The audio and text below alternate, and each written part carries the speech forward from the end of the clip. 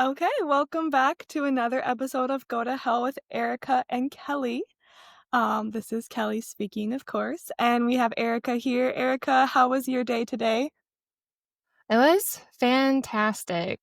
My sister had a baby last week, and so it's just been nonstop baby pictures, going to see the baby, talking about the baby, little 1 week old. So it's been good. Your current obsession. My current obsession. Yes. Yeah. That's awesome. Thank you, Kelly. We are so excited. Yeah, I mean, she's my cousin too, so I'm pretty Yeah, excited about this it's big baby news too. in the family. It's big news. Mhm. Yeah. Mhm. Fun fact about the baby, it's really strange, but the first and middle name of this baby is identical to the first and last name of my childhood best friend. So it just feels kind of weird. Like, I don't know. Like my best friend reincarnated it into this little baby, but Except for she's still anyway, alive, right? yeah. Yeah, it's just an odd thing, We'll but see if their energies um match. I don't know. yeah, yeah, I guess time will tell. But we're so happy to have Sandy here with us today. Sandy is a very special guest. I know Sandy through our work at Positive Options, which is a local pregnancy center in West Michigan. But Sandy is a lot more than just a director of a local nonprofit. She's a wife, a mother, a grandmother. She's also an author. She just released it's your first book, right, Sandy? Yes, Yeah. this is my first public book. Years ago, I wrote a devotional for my kids, but that was just my kids. So yes, this Oh, one is published. awesome. Do you wanna tell us a little bit more about that, a little bit about who you are? Yeah, sure. Well, the book, I'll put just a quick picture here. It's called Build You for Life, and it matches my tag on Instagram, which is Build You for Life as well. And it's really something that came from a really hard season that my husband and I went through, our whole family really went through, and how we emerged out of some hard times and some rough places, really with the wisdom of God leading us. And I'll get more into that with my testimony. But the book itself, because of the nature of my work, I wanted to write something that really could take somebody from like literally like 0 miles an hour to 100 miles an hour with Jesus. So the book starts introducing people to the concept that they have a spirit and to just invite them to explore who they are and then to explore the fact that there is a God. And then literally, like that's chapter 1 and 2. And then by the end of the book, it's just like hardcore, like, this is how you chase Jesus every day. This is how you live by listening to God. So yeah, it came from the depth of my heart and really from the trenches of our lives. So it's pretty special to me. Oh, that's so cool, Sandy, that you're able to, just articulate what a beautiful, testimony, like, the Lord has worked out in your life, but that you have just this heart to share that with others and to share that with people who might not know about Jesus, so that's just super exciting, and we're really looking forward to hearing more about it too. I know I've heard some here and there about your story, but it's gonna be really cool to hear more about what the Lord has sown into your life. But Yeah. before we get too deep into that, we Yep. Yep. can't we can't go too far without asking you our most important question of the evening, which is what would you send to hell if you could send anything, excluding people, of course? Right. So, and this is the light side of me. I love humor. So I went through a list and no, I'm not going to send people, but slow drivers was the top of the list until I remembered, no, I'm not, no people. But it would be liver and onions. Liver and Oh. onions belongs in hell. Oh boy. Return to sender. Were That is the you worst forced to food eat it ever. as a Yes, child? Is indeed. that Can why? you tell by Yeah. by all of the body It movements seems and Uh-huh. like, visceral. It's a visceral I see the experience. trauma coming out right now. yes, I'm sorry. It's coming back to me. Sorry. The smell, the taste, all of Mhm. it. It's very Yeah. Mhm. specific. Apparently Yes, my really good for mother you, really, but it's supposed to be, and my mom just like really emphasized, like, oh no, we need to eat this at least, once every couple months. And it was like, really? Really? Anyway, Maybe so, it must be, I don't know. My mom also grew up eating liver and onion, and I feel like it was a forced thing that she hated, but I don't know if that's a common household experience anymore. I think that the no, yeah. generation that experienced the worst of that has, like, protected the next generation at all costs from the liver and onion, because I don't even think of that as a food. I only know Oh, from, like, the it's lore coming and the back. haunt. it's so bad. It's coming back My Mm, though. husband, yeah, my husband eats it. Yeah. When we go to a oh, restaurant, he pays money to eat it. It's like, Yeah. that seems criminal. it Yeah. does. Why are we paying money for this? I do have a Anyway. confession. I do make liver for myself, but I'm not liver and onions. So because okay, organ meat is supposed to be really good for you. I'm exposing maybe like some of the health rabbit holes that I've been diving down this past year. But it's coming back. It's not just me. So I'm a speech pathologist, but I do like feeding therapy. And this Oh, past year wow. I was working with a mom who had a 6-month old, and we're talking about like baby led weaning, stuff like that. And so I asked the mom, like, what have you been giving the baby? And she said, liver.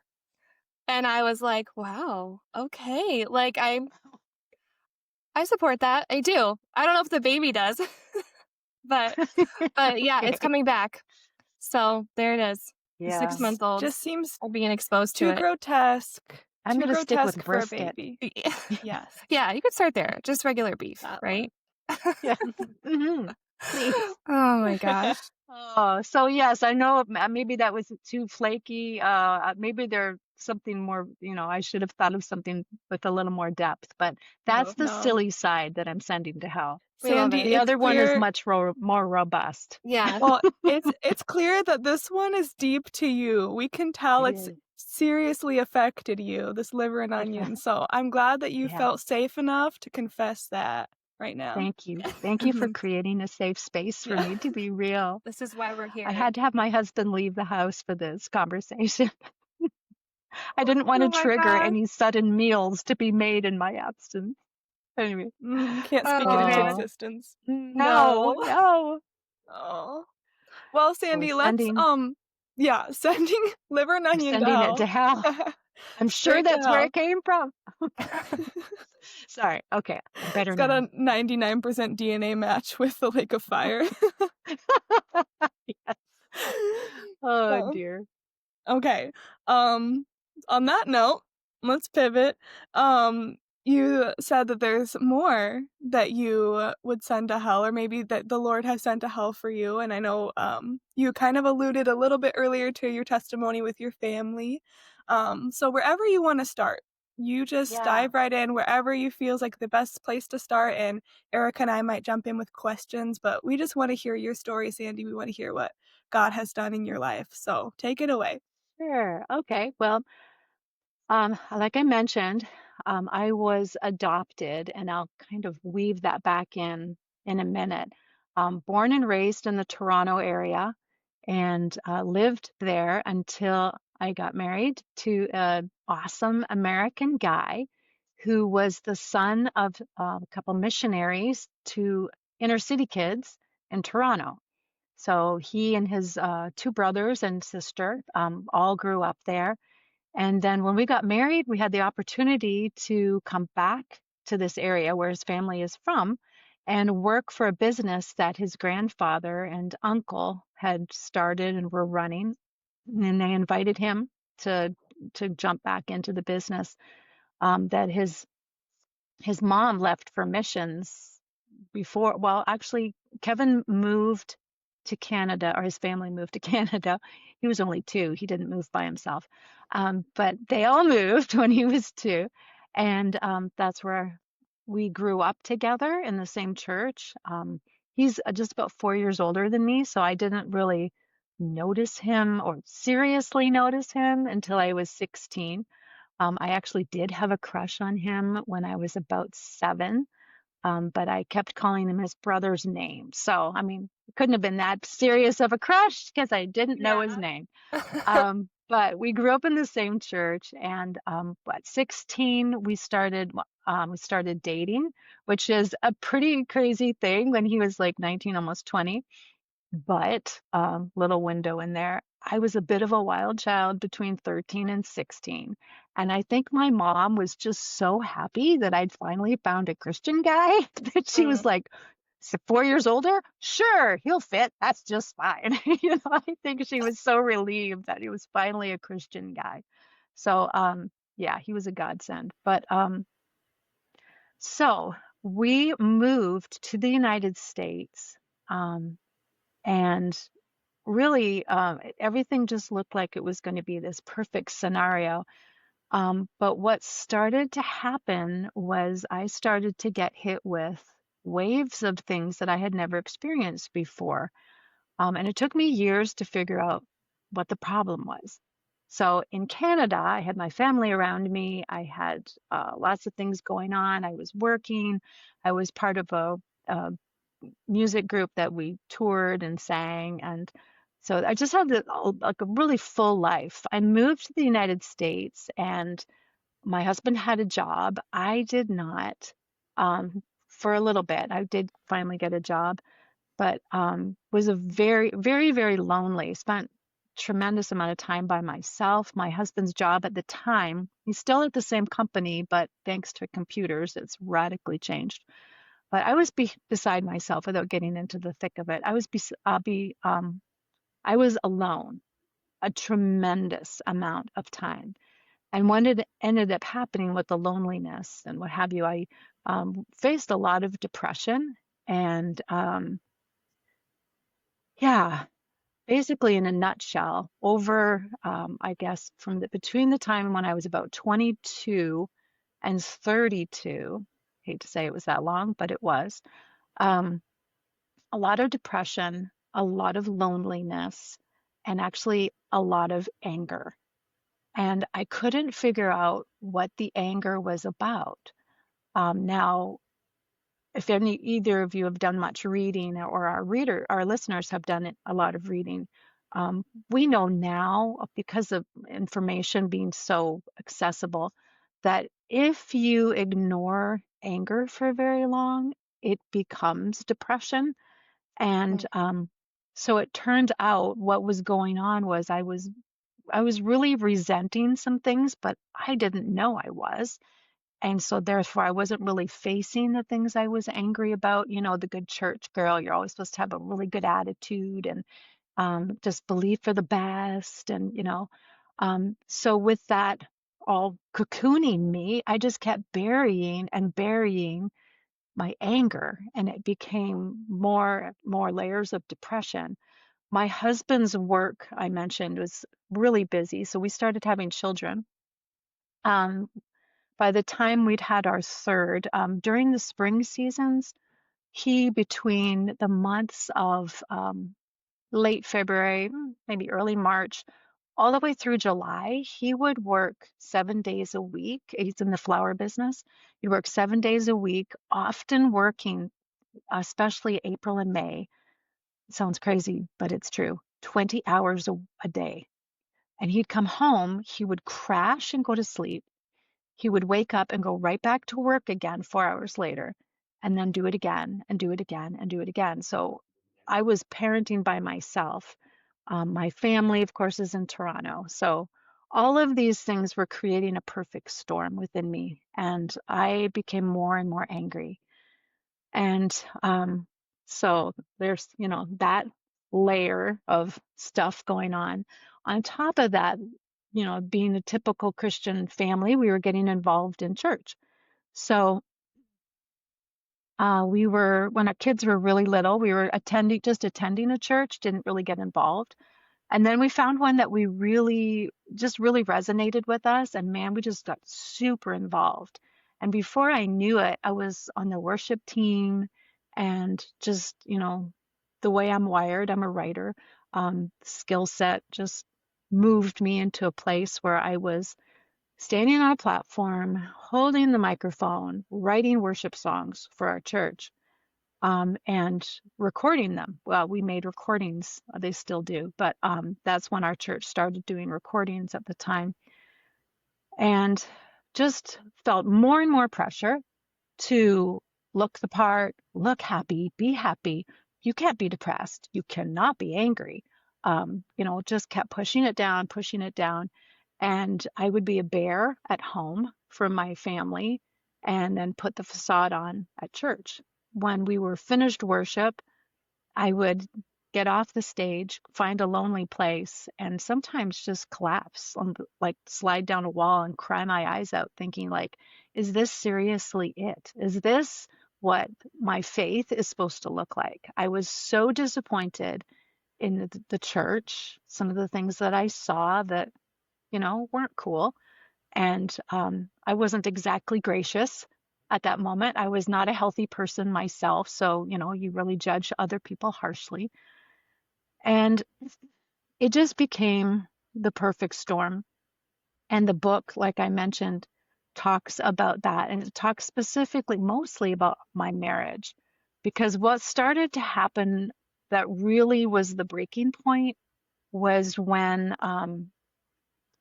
fracture lines in my marriage started to become more than I could pretend away. And with my husband being so busy, I had started homeschooling, because I needed another thing to do. And it was all this motion and no real intentional plan and no intentional action being taken of like, how do we make our lives healthy? I wasn't, I knew a ton about God. I was writing worship songs. I mean, I loved God. I wanted to, really be all in for Jesus, but I needed to attend to anger and I needed to be healed of depression. And what that all ended up going back to was, interestingly, after therapy, is my adoption.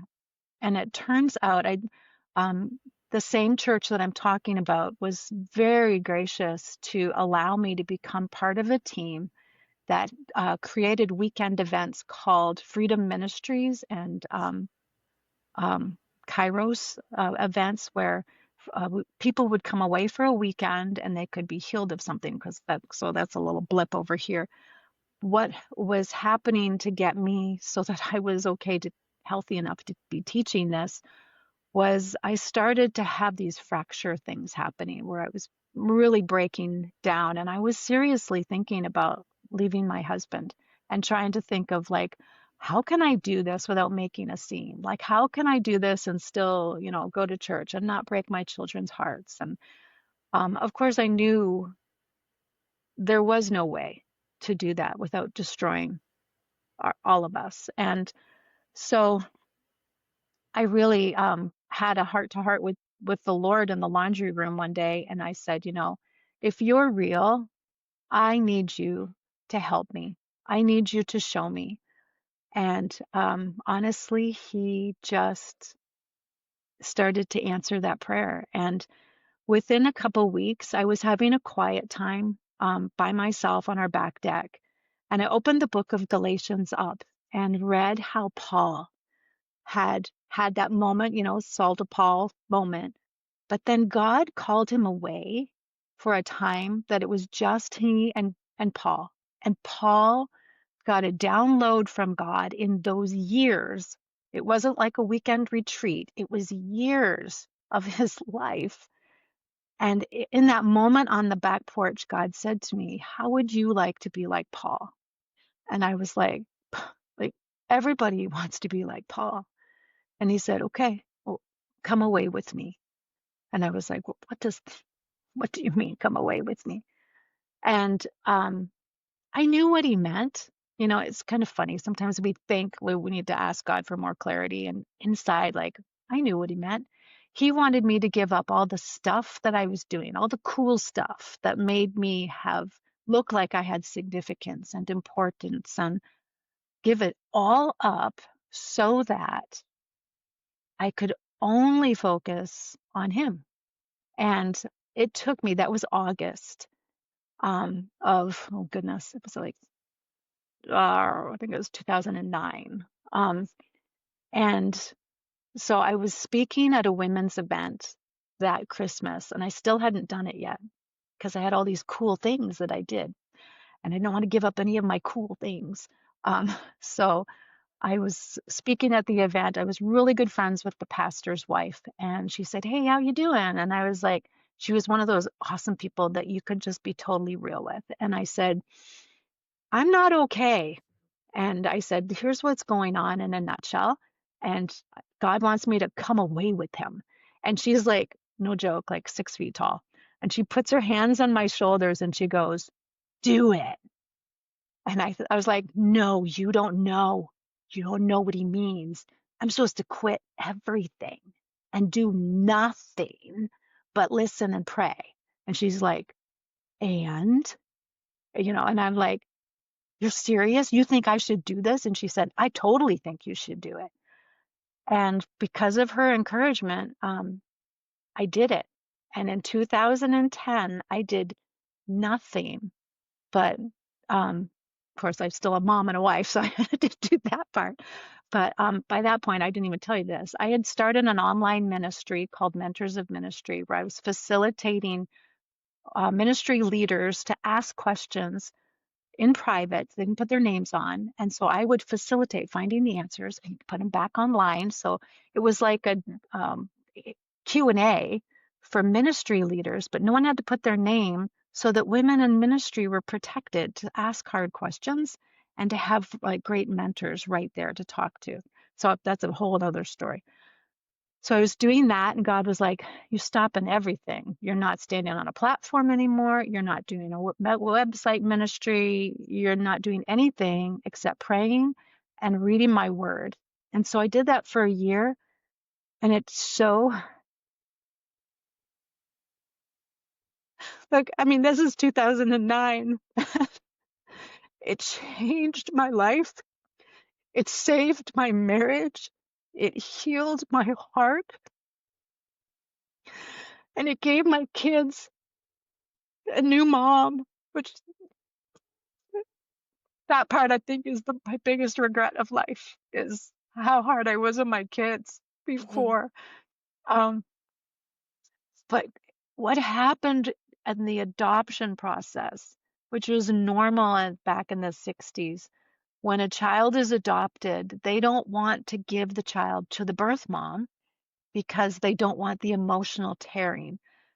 So they don't put the child with anybody for 5 days. The child is in a nursery, cared Wow. like with weaving people coming and going and coming and going. Mhm. And as I mentioned this weekend thing that I would be teaching at, I had to study all this psychology stuff so that I could have a clue and try to keep up with the people who were writing this stuff.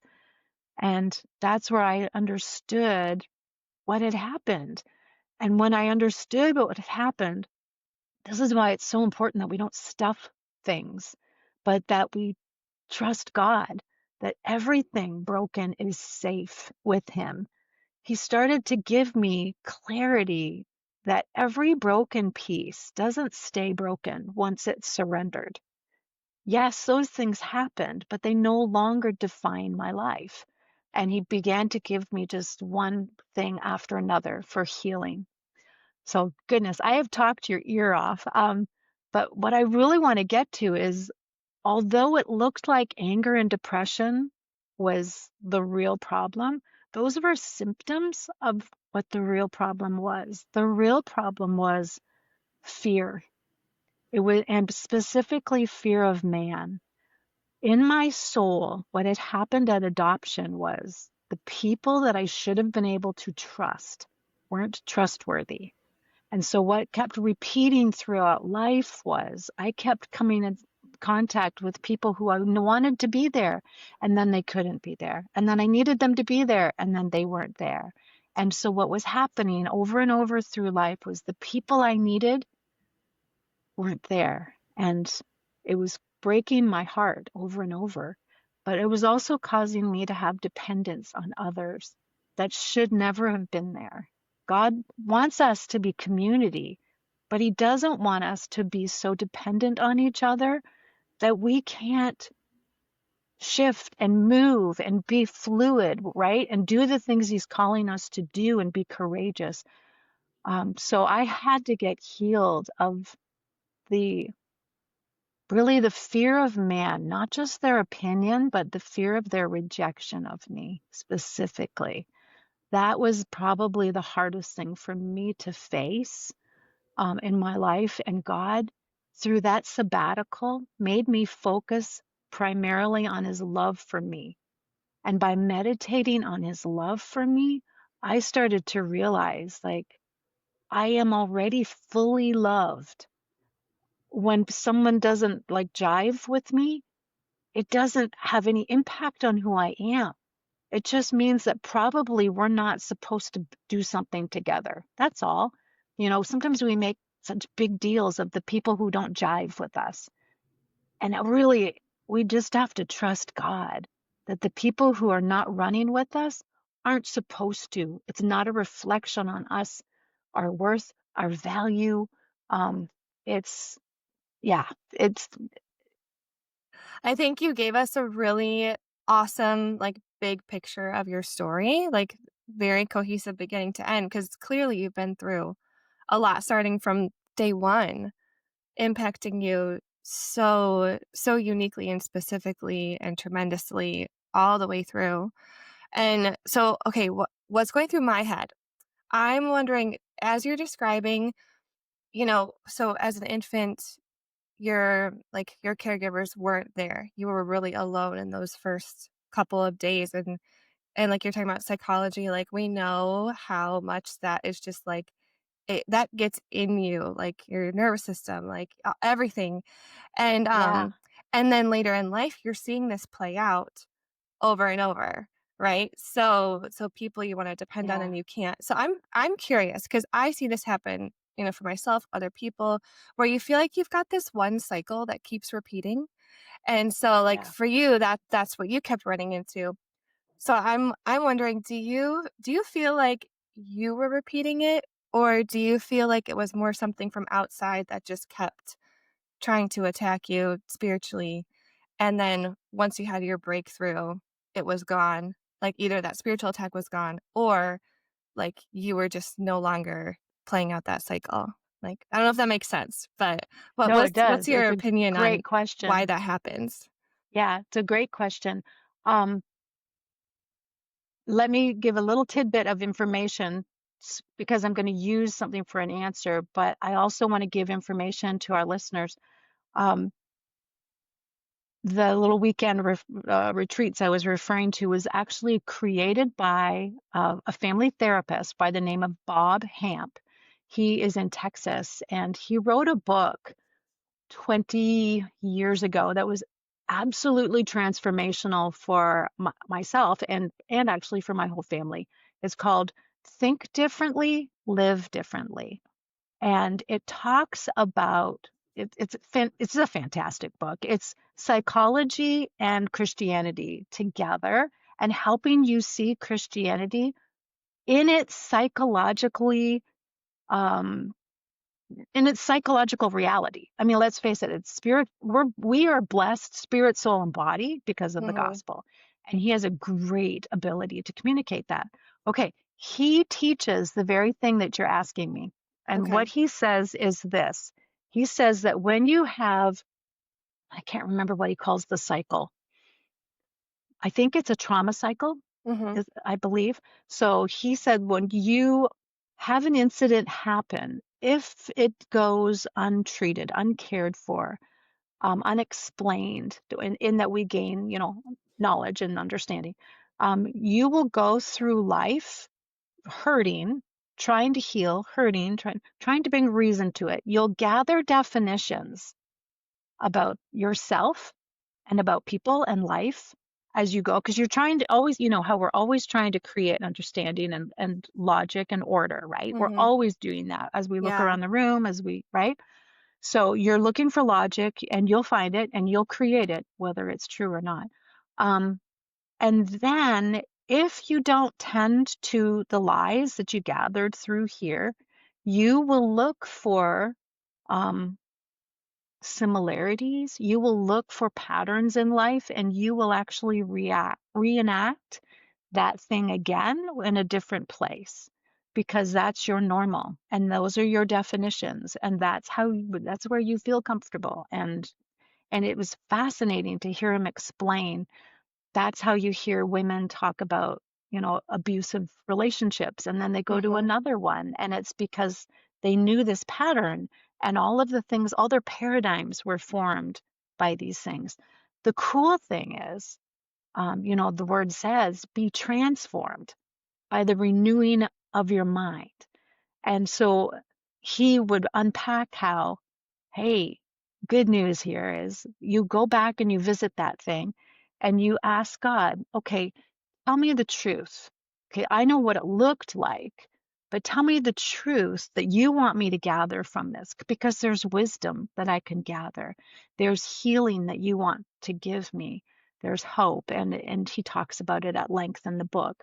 But so for my life, I think for a tremendously long time, I kept repeating the cycle wherever I would go. I felt the same way, and it's funny because I have a good friend that I went to church with at the time. We don't go to that church any longer. We go to actually like a little sister church of the same bigger church. Um, and one of the pastor's wives, who her and her husband specialized in inner healing um, classes, and that was kind of their lane at church. Her and I spent a lot of time together. I, I actually applied to go to college for psychology, but chose dental assisting instead. Anyway, um, yeah, Very because they're different. so close, they're Yeah. so close.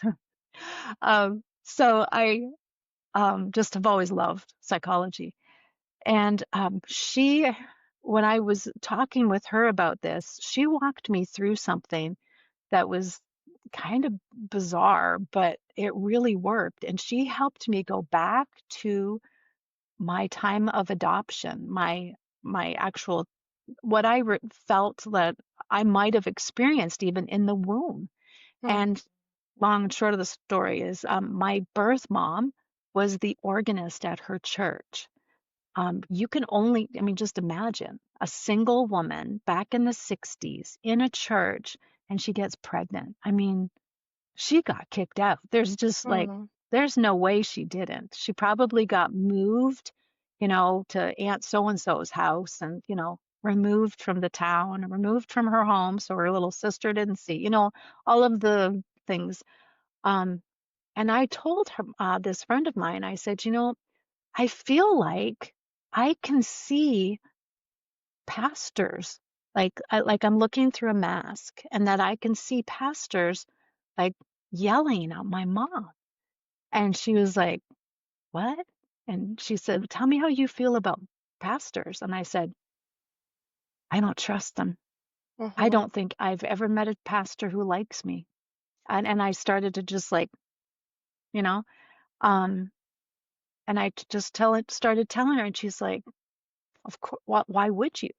This is what you saw while you were being formed in your mother's womb." And to me, I was like, this is weird. But the thing was, when we had that conversation, it was like somebody turned the windshield wipers on in my life, and that never changed. Mhm. Like it was gone, and I felt like, okay, okay then. Like this is a new day. The guys who are in front of me now are not the guys who were chewing out my mom. Like it's a new day. And it just started. So it took a little time because, and I'll just total transparency, I still have to check myself today, like now. Every once in a while, I will um, be in a situation where I really share my heart about something. Kelly works with me. Sometimes I can get just a little feisty. I can feel just like I just want things to be amazing. I don't want it Mhm. to just be okay.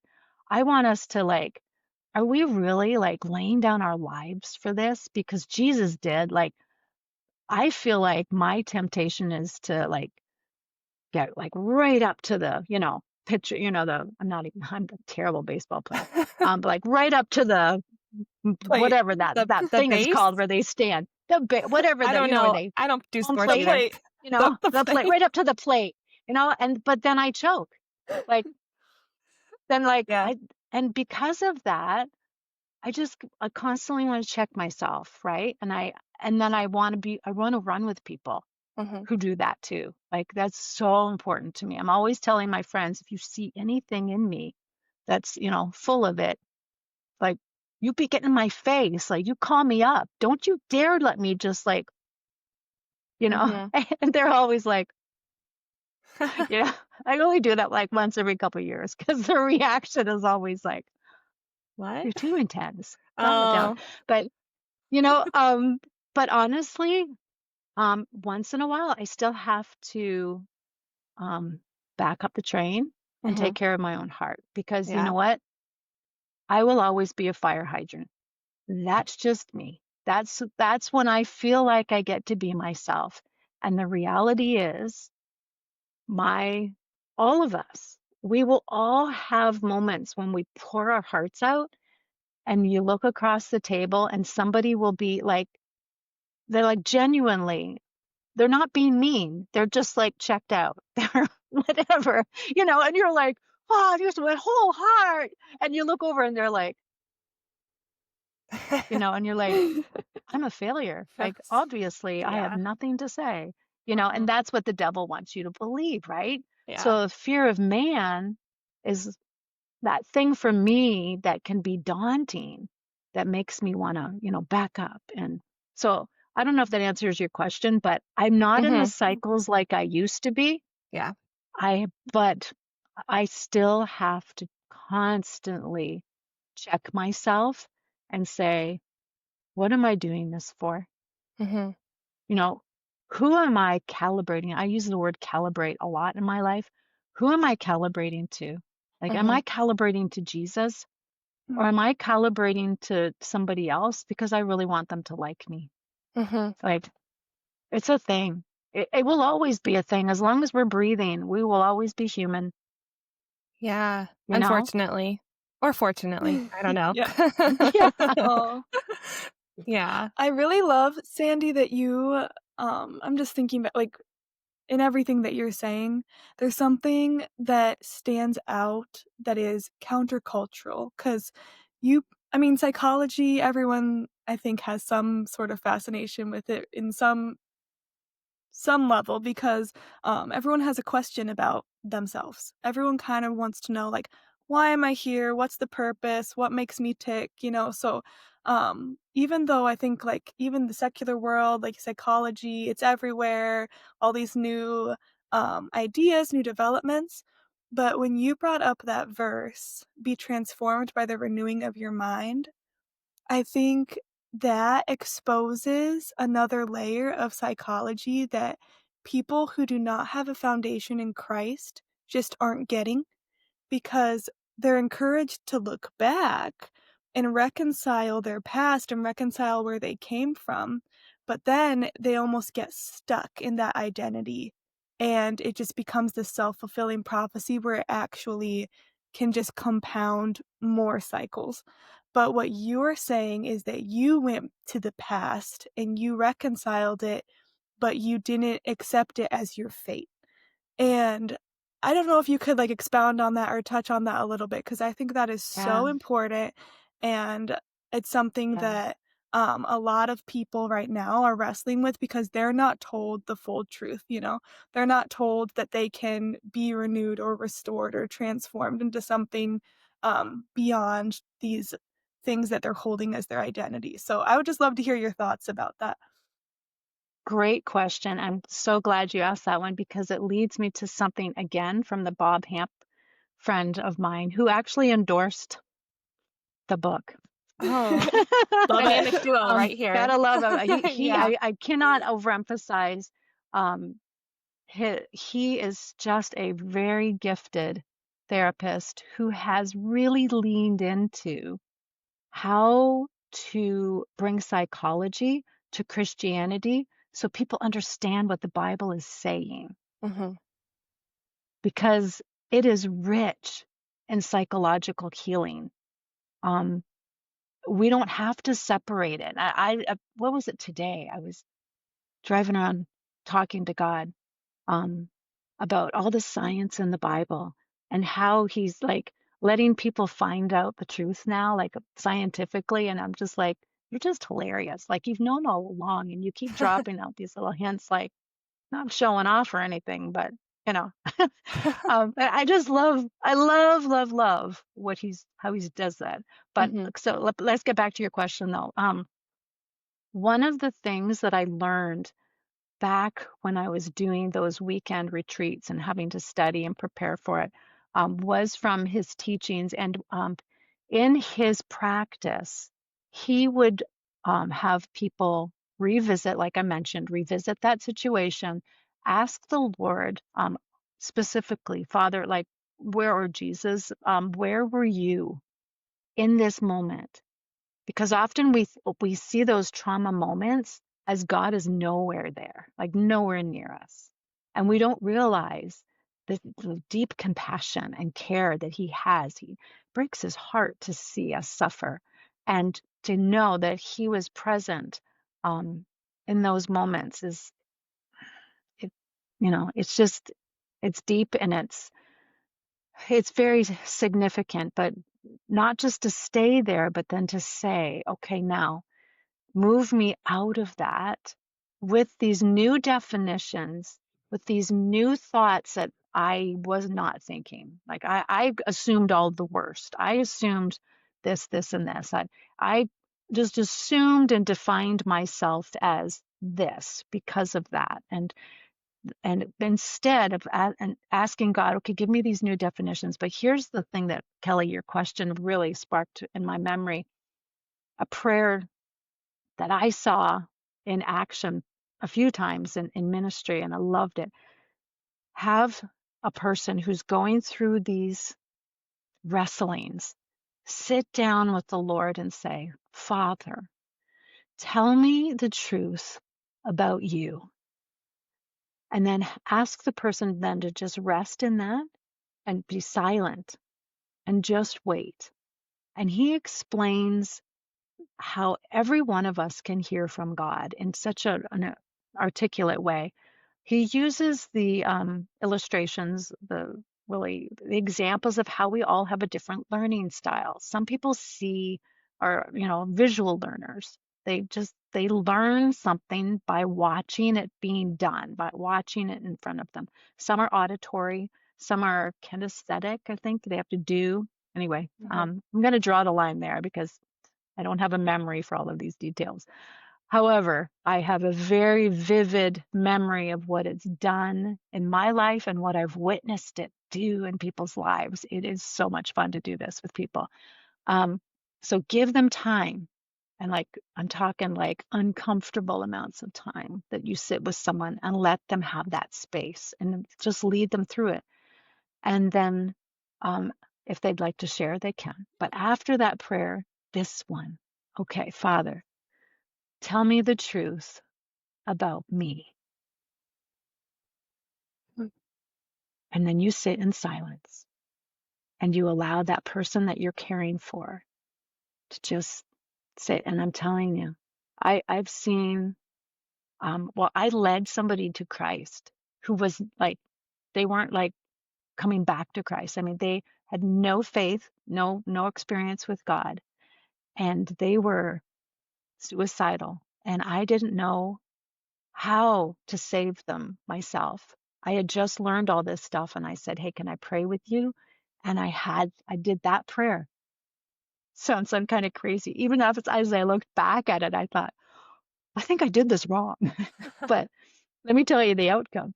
I led him in the prayer, Father, tell me the truth about you. And the guy we both sat there in silence for a while. And I thought, in my head, I'm just going to be honest, in my head, I thought, this was the dumbest thing I've ever done, because he's not a Christian. Why are we praying? God's not going to talk, and that's, oh, me of little faith. Hmm. Next thing I know, the guy starts sobbing. And I said, what's going on? And he goes, um, oh, he goes, this is just crazy. And I'm like, what is it? And he said, I hear him. I'm like, okay. And he goes, he said he's my father. And he just starts bawling. And I'm like, okay, tell me more about that. And he goes, you don't understand. He said, I've never had a father my whole life. And he starts Mm. sobbing, saying how his dad had walked out on them when he was an infant. And I don't even know how to to say this. I mean, this wasn't information to him. Mhm. He felt himself being fathered Mhm. and he could not get over it. And I sat there and watched somebody go from being an orphan to a son, and it was mind blowing. But so I use that illustration. That's what we're talking about, is be transformed by the renewing of your mind. That's not us like getting out there and like, okay, I'm going to do this. Like, I'm just going to rip it out. If I do this every morning for, a month. No, it's be still and know that I am God. Like, He will do what we cannot do. And, when I sat there and waited for that guy in prayer, it felt like eternity to me. Sometimes when we ask God to heal certain aspects of our lives, He does it in a few minutes, like this guy. Mhm. My experience was it took a little longer for some of the things to change in my life. I needed that sabbatical. I needed a whole year Mhm. to not just learn and be enamored. I can remember the January segment of that sabbatical. I was like, woohoo, baby, let's go. I was all pumped. And come February, I was like, all right, put me back on the platform, man. I'm ready to roll. And God was like, no. And I remember hearing him really clearly. He pointed to a tree in our yard, a beautiful big blue spruce that we had just planted the year before. And it was staked down on every side because where we planted it, we didn't realize that the wind was so strong between those two houses, ours and the neighbor, that it kept blowing it over. And so that was the only tree that we had to stake down. And we had that puppy staked with like metal stakes and rope, like thick rope.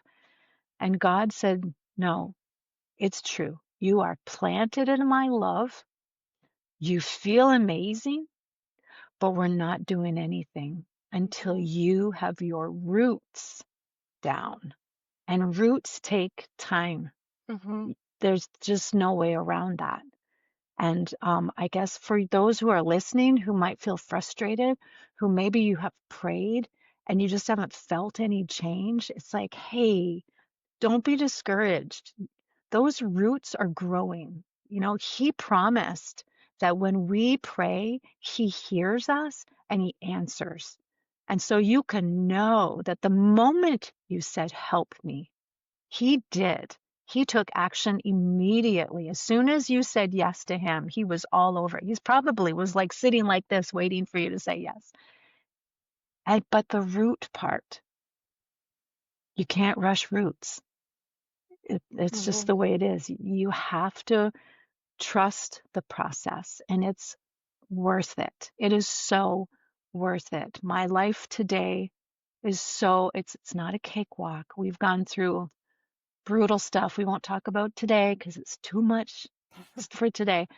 But what I will tell you is um, the love of God that rooted and changed me, that delivered me from the fear of man and the anger that it caused in my life because I was so resentful that I felt like I was chained to the fear of man and to what they would think of me.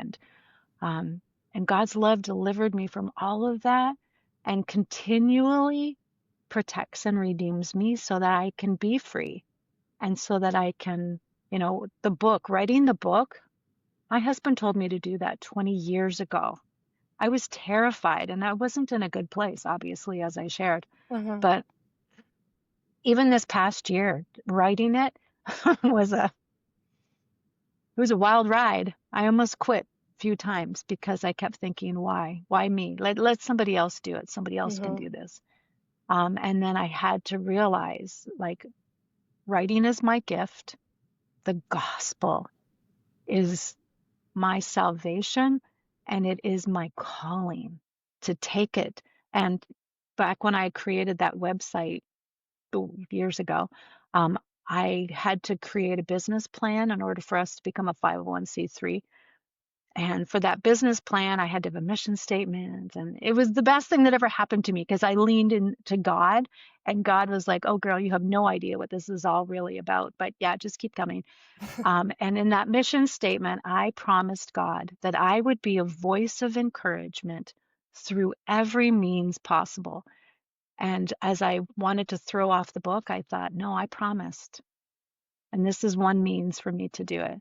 So, yeah. And thank you for having me on today because it's another opportunity to encourage. God Mhm. is the deliverer. He can deliver and he will deliver from the fear of man so that we can be filled with his love and his joy and go out and do what we're supposed to do and live the full life that, that part of you that's like, I just know there's more. I just know Mhm. there's more. Like that is what he wants us to have. Yeah. And the fear of man, for me, the fear of man was crippling me to discover that and to chase after it and love it and enjoy it. Mhm. So with your So, sabbatical that you took, it was a full year. I'm curious, did you know it was going to be a year? Or were you reassessing month by month of like, am I done mm, yet? Or like, what did it look like when you finally got to the yeah. end? He said it was going to be a year. Okay. And I kept thinking, no, no, I'm hearing it wrong. No, no, I'm sure he doesn't mean a year because I just have always been a go-getter and Mhm. like, I gotta have something on the calendar. I gotta have something on the calendar.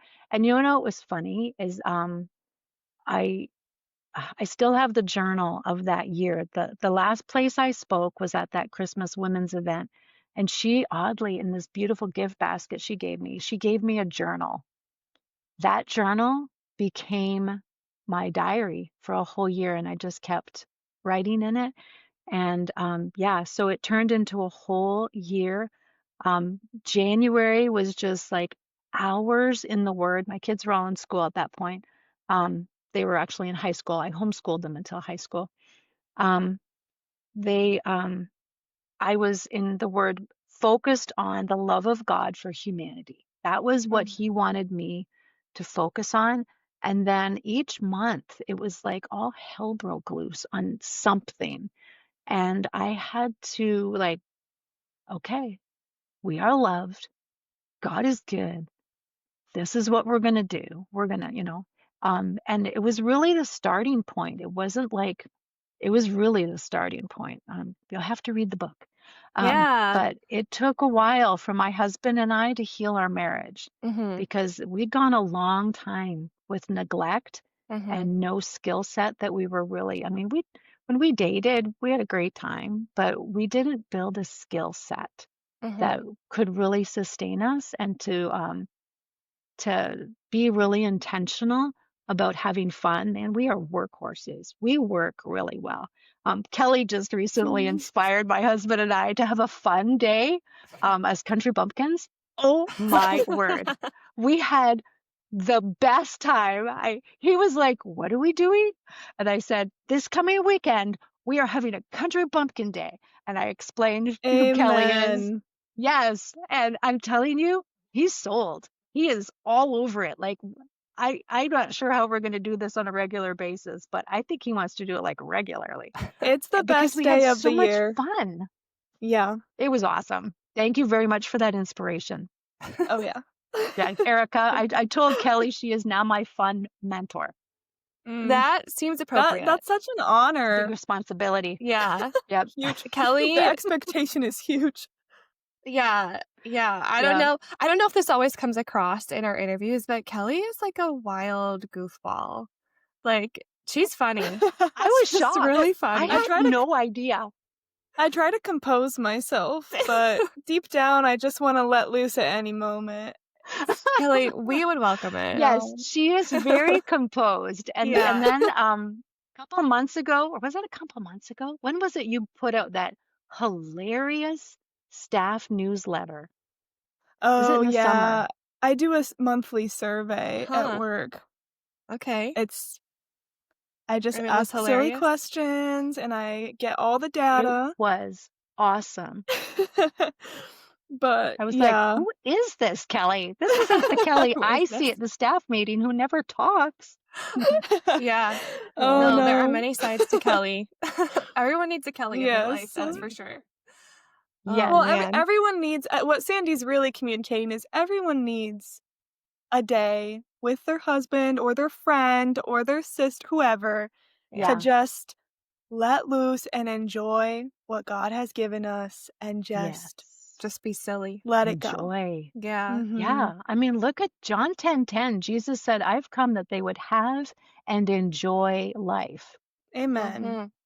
Mhm. Mhm. Yeah. I Yeah. need to like tattoo that, like, or put that somewhere Mm. visible because I can get going on work and just like never stop working.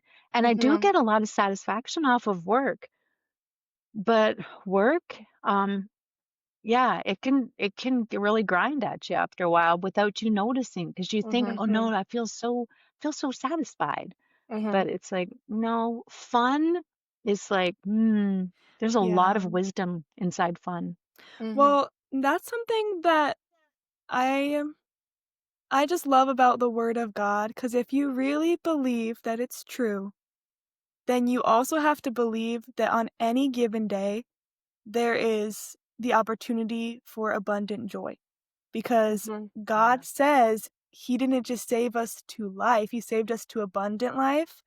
Yeah. So if our mindset or if our circumstances aren't aligning with that, something's off in our hearts, not in reality. Does that make sense? Because, like, Hmm. on any day of the week, God's truth that we are saved to abundant life doesn't change. That is constant.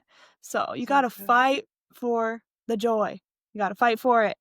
Yeah. Mhm. Which it sounds like, Sandy, that is something like God's definitely given you the heart of a fighter. It's so clear. Um, the whether you were fighting for good things or not before, you're fighting in that anger, you're fighting in that resentment and all of that, and you're fighting to just keep your head above water and be that, like you said, that good Christian girl who's got it all together. Um, but it's so awesome that your fight looks different now, and God is giving you just that Yeah. fight to, um, even like you said, the struggle of even writing this book and being obedient with it. You had to fight to accept that this is Oh what man. God wanted you to do, and look at how much fruit it's already bearing. You've only been how many weeks published now? And, Yeah, Labor Day yeah. was when I launched it, and I've just Oh. done a super soft version of it. Yeah. I'm not going crazy on trying to make a big deal, but I've been using it personally for people who I've been mentoring for years who are pretty new to faith. And so, yeah, that's what excites me is that it's going to help me to help more people. Mm, And I don't have to be present all the time. And a big part of the book, the first part of the book is real, like I said, it's very introductory. It's very drawing of like you want to build your life, like, but you got to be intentional about this. You got to like commit to the process. You got to recognize it's going to take time, and you've got to attend to the spiritual things of your life. I mean, that's like it's the core of your being, right? So that's the first part. And then the rest of the book really is to develop a reliance on the voice of the Lord. Um, that I think is, man, if I could do anything like for the rest of my life that I would be noted for, it would be to convince people that God is talking to them and mm, to get into his word so they know, like, the plumb line, they know the frequency of how to tune their radio in. Mhm. Um, and to stay in the word so that you keep a clear, like he never says anything different than what he says in his word. It's Mhm. always up true to character. It's always um, but it's always good and it's always encouraging. And even when he's correcting, which he does, it's it's a quick correct so that he can get you like to the really good place that he's trying to get you to, Mhm. right?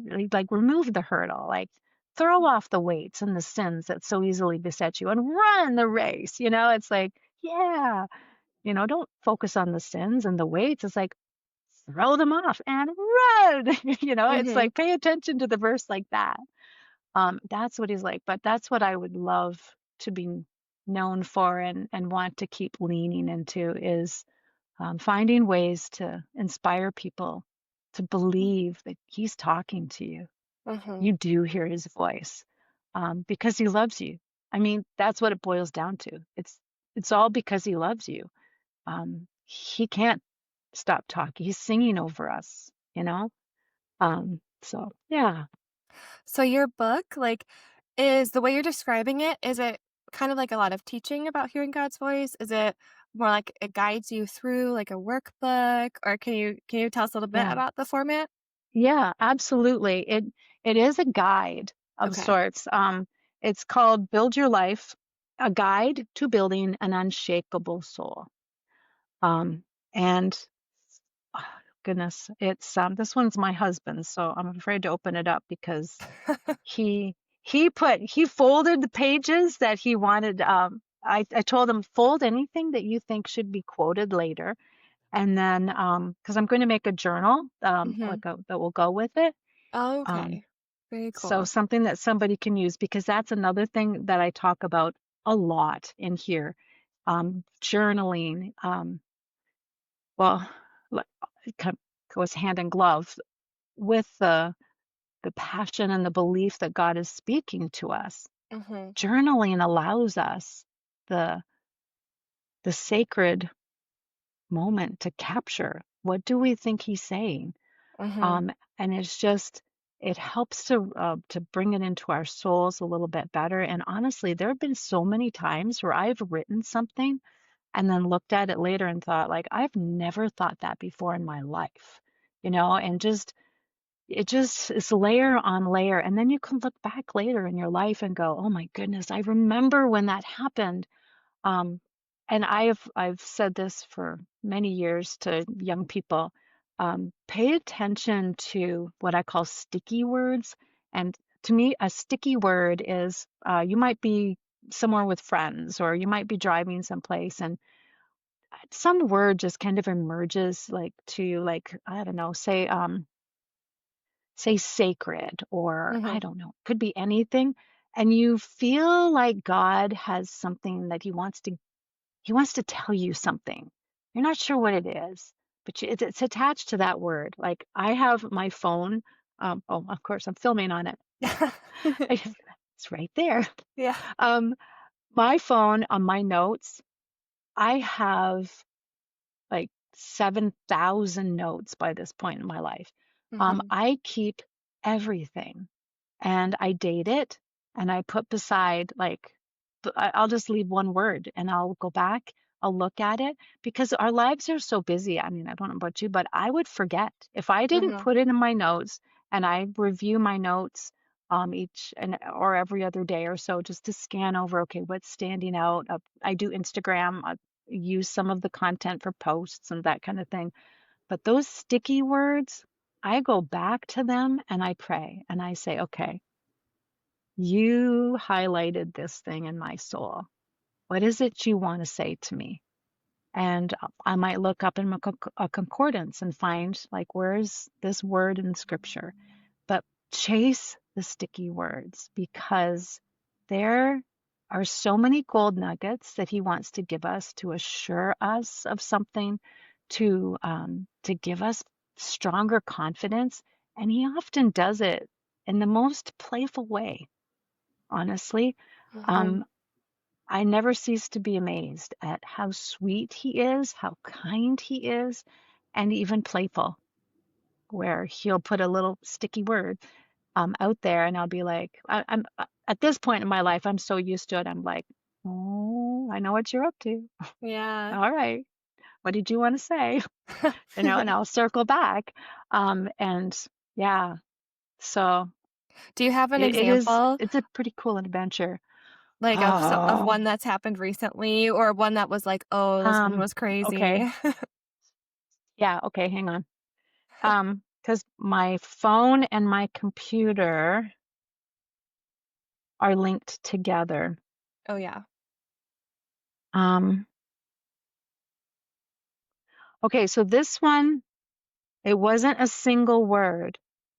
Um, but this one was just, oh, this one it says this morning. I kind of think I rewrote it. I think it was from yesterday, but I rewrote it today. Mhm. Um, Sometimes he'll give me like a whole sentence and I'll be like, ooh, and it's usually convicting, again, not in the heavy thing, but like throw off the weights. Let's go, we're running. Um, but he said, quit taking inventory by looking into people's eyes. Oh. So what did that mean for you? Like, what do you feel like shifted in your heart when you said that? Well, because now you know my battleground is fear of man, Yeah. right? There was something that happened recently where um, I was in an interaction with some people at work, actually, and ah, I just had an opportunity, like, to really just. It was a really beautiful moment. There was a church that is really being supportive, and sometimes I just get like really overwhelmed. I'm a very passionate person. I think I should have been Italian. Like, what's this, Swedish thing? I don't know. Yeah. But yeah. So I was just, it was like I was looking with the eyes of my heart at their loyalty to us, um, their generosity. I mean, they're a small church. It's crazy what they've accomplished. And I just got overwhelmed. And before I knew it, I was like gushing my whole heart. But I was all in, like with my whole heart. And I was just like, I said everything I felt.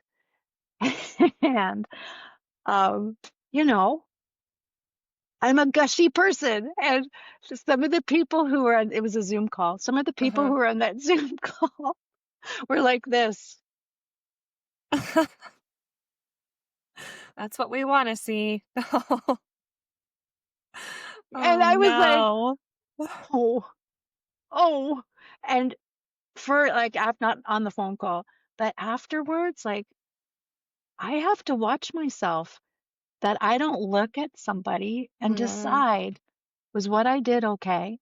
Yeah. I need to go to God and say, Mhm. was what I did okay? Mhm. Because it sure was all from my heart. And man, I'm blown away and inspired by these people, right? Mhm. But honestly, that's a good moment for, like, all I heard was don't take inventory in the eyes of other people by looking into other people's eyes. Like I was Uh-huh. looking like for check marks in those eyes, you know. Oh, yeah. I'm looking at Like, Erica's eyes right now. any Mhm. Yeah, tears? Right. yeah. Is that an X? Is that a thumbs up? Or is I'm not sure. Right. Oh, It's good, you it's know, and good. it's like, ah, and but then when, like, that's what I heard. And then when I went back and spent time with the Lord later, Mhm. um, then he added, like, I don't know if you can see it. He added many more pieces to it. Look Yeah. into the eyes of God until your inventory is packed to the rafters with hope and peace. Mm. That's what you were created for, to be resourced by heaven, not stalked by anyone on earth. And then, there's more, but proverb, and then he gave me a scripture after Mhm. that. But yeah, so he'll give you like these phrases that just like, or a one word, that the sticky words, that's more intriguing. I can't think of one off the top of my head Mhm. that's just been recent this week. But it sometimes it's like just a little tiny, like really, really cool tagline. Like, Mhm. God is really good at taglines. Um, Mhm. and then where you're like, what else did you want to say? Because Yeah. that felt really good.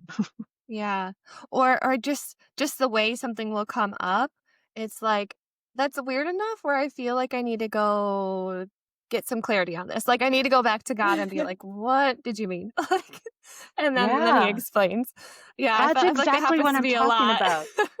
I'm like, "What are Yes, you that talking is about?" exactly what I'm talking about. That's what Yeah. I call sticky words Yep. Yep. because you Yeah. just it stirs a hunger and you want to know. And I'm Mhm. convinced that the people who are willing to go, okay, I'm coming after you. I'm finding Yeah. out what else you have, Mhm. I think they hear from God a whole lot more Yeah. just because it's like they keep tuning their hearts. So, Mhm. yeah, Well, how but many times does I the Bible say that? Like, "Draw near to me, I draw near to you." Like, "If you seek me with all your heart, you'll find me." Like, over and over. We hear yeah, that. That's, like, exactly what you're talking about is yeah, yeah. like, he gives a lot to his kids when we come near to him. Um, yeah. I I always don't think think we of, can fathom. I always think of that verse in I think it's Jeremiah where he says, like, "Call to me and I will show you deep and unsearchable things you've Mm, never known before." yeah, it's a Yes. good one. And it's That's one of like, my faves. wow, like, things that you've never known. How exciting is that? Mhm. I And So anyone, it's cool. accessible for yeah. anyone. Yeah. That's the cool part. Yeah. Yeah. Yeah. Yeah. Amazing. It is Wow. amazing, isn't it?